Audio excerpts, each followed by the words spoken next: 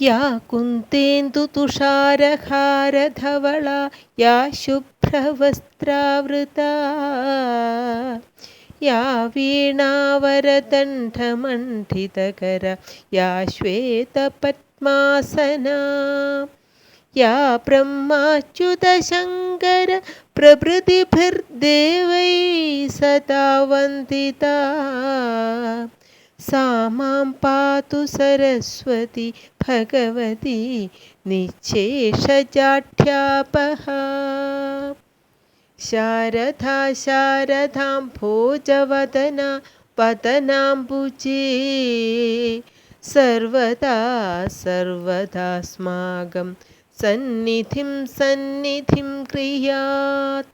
सरस्वतीं च तां नौमि वागधिष्ठाधृदेवता देवत्वं प्रतिपाद्यन्ते यदनुग्रहतो जना।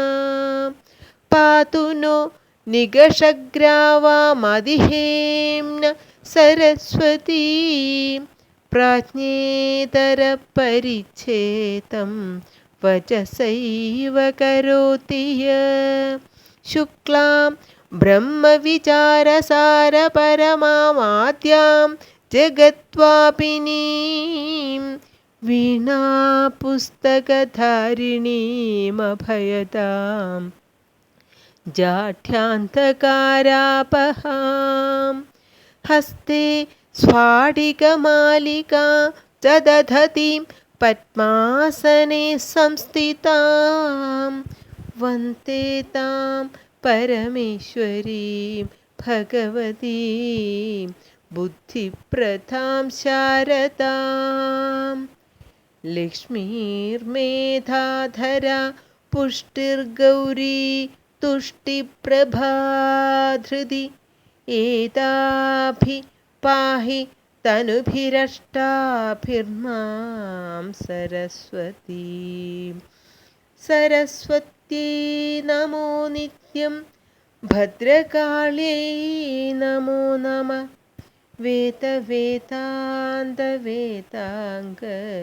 विद्यास्थानेभ्य एव च सरस्वती महाभागे विद्ये कमललोचने विद्यारूपे विशालाक्षी विद्यां देहि नमोऽस्तु ते।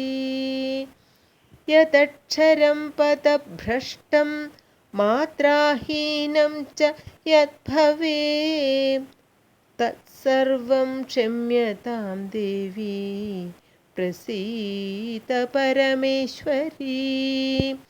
मोहान्धकारभरिते हृदये मती मात सदैव कुरु वासमुदारभावे। स्वीयाखिलावयव निर्मलसुप्रभाभि शीघ्रं विनाशय मनोगतमन्धकारम्।